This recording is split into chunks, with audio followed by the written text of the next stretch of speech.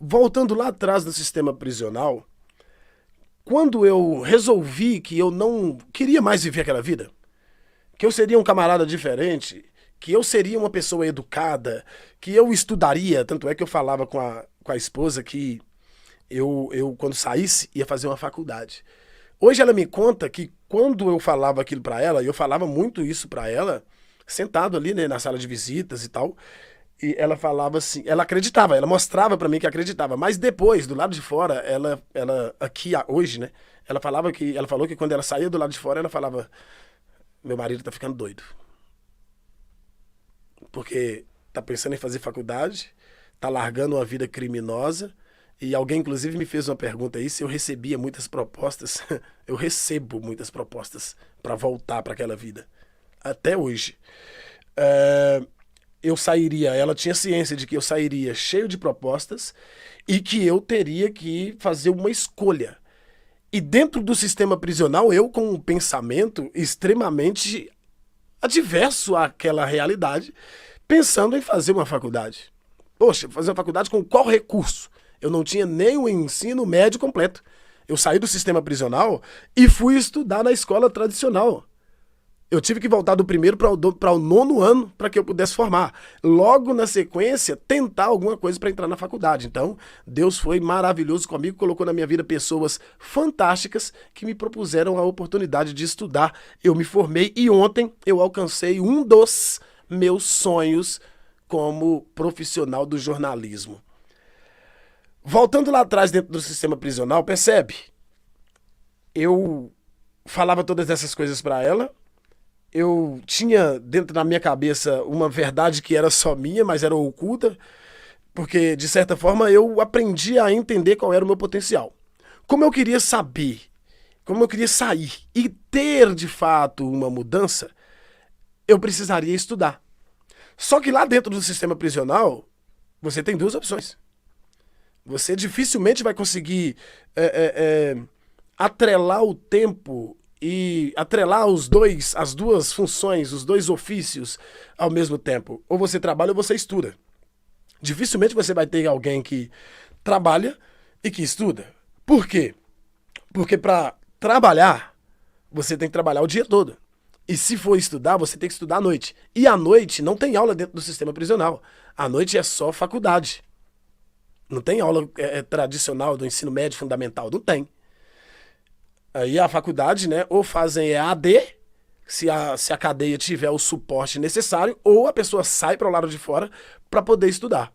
E eu não tinha esse benefício, mesmo porque eu não tinha como,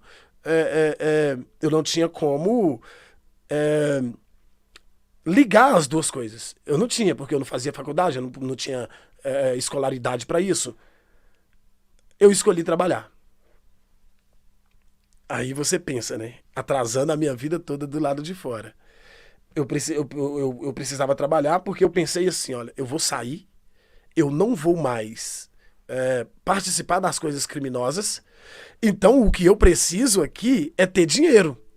Porque quando você vai trabalhar na cadeia, eles te dão uma pequena parte do seu salário, vai para sua família. O restante uma outra parte vai para a cadeia. E o restante vai para uma conta que eles criam para você que chama pecúlio. Percúlio, alguma coisa do tipo. Que é o dinheiro que você vai juntando e você só tem direito de pegá-lo em juízo depois que você estiver do lado de fora. Não existe necessidade nenhuma, possa ser ela extrema ao ponto que for, que você não pode retirar esse dinheiro antes de ganhar sua liberdade. Falei, vou ficar preso muitos anos, então eu vou trabalhar e quando eu sair eu tenho dinheiro para eu poder começar ou recomeçar a minha vida. E foi isso que eu fiz, fui trabalhar. Fui trabalhar e trabalhava muito, muito. Eu trabalhava de 7 horas da manhã às 5 da tarde. A partir das 5 horas da tarde, eu ficava do lado de fora. Isso aconteceu no último ano. O meu último ano foi assim. Eu ficava na entrada do sistema prisional e eu era responsável pela regulamentação de quem chegava, de quem saía do trabalho de manhã, de quem chegava à tarde e de quem ia do trabalho para a faculdade. Todo mundo tinha que passar na sala que eu ficava para poder anotar. Isso foi no meu último ano, já no ano de 2013, né? Que aconteceu dessa forma. Antes não, antes eu só trabalhava. Trabalhava o trabalho normal, né? De 8 a 5 e voltava para dentro da minha cela. E o que que eu fazia com o meu tempo vago, que é uma pergunta que todo mundo me faz? Eu malhava e lia. Vocês veem aqui, ó, o tanto de livros que eu tenho muitos livros, vários títulos diferentes, vários segmentos diferentes. Aqui em cima tem muito livro, aqui atrás de mim tem muito livro, do lado de fora ali, porque eu preciso mandar fazer mais 2 prateleiras aqui, para eu colocar mais livros, porque eu tenho muitos livros. Eu fui ler, e eu aprendi que depois de um vasto período de leitura, eu aprendi que a educação, de fato, ela te liberta. Eu me ressocializei dentro do sistema prisional. Eu era o preso mais disciplinado, eu me tornei o preso mais disciplinado, de um cara baderneiro, complicado, um cara difícil de lidar. Eu era uma pessoa muito difícil de lidar. Eu comecei a ler de forma desordenada, posso falar para vocês. Para se ter uma ideia, eu li um dicionário, gente. Eu li um dicionário. Eu não tenho a cabeça boa para guardar as coisas. Então, muitas palavras fogem, assim, do contexto, né, que eu estou tentando colocar. Foge porque a minha cabeça, eu fumei muita maconha, eu cheirei muita cocaína. Então, consequentemente, isso acabou que afetou meu cérebro de forma negativa. É óbvio. É óbvio. Tem gente que fuma um baseado e pensa que o baseado não faz mal. Ok. Mas o tempo virá.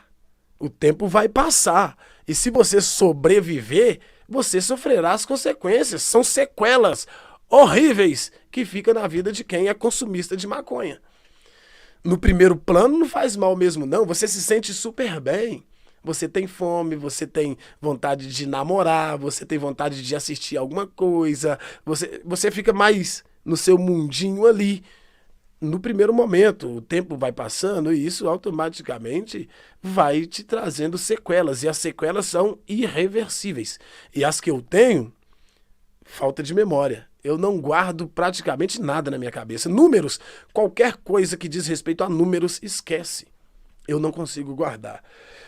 Eu enfiei a cara na leitura de uma forma que é a maneira que eu aconselho a todos vocês. Onde eu vou, dentro da minha bolsa, tem 2 ou 3 livros e eu estou sempre lendo alguma coisa diferente. O meu hábito de leitura talvez ele seja até negativo, porque eu leio de tudo. Eu leio 2, 3 livros por vez, assim.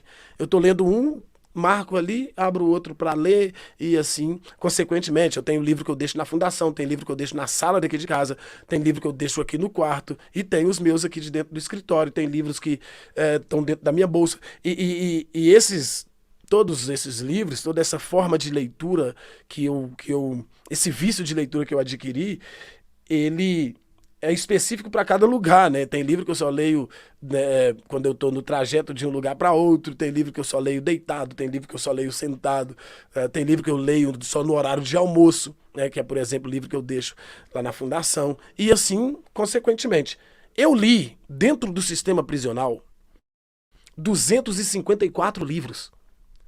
E alguns deles, mais vezes. O que eu mais gosto, assim, um dos que eu mais gosto, é O Monge e o Executivo, que te ensina sobre liderança, mas é uma história contada e muito bem contada. Eu li esse livro 4 vezes.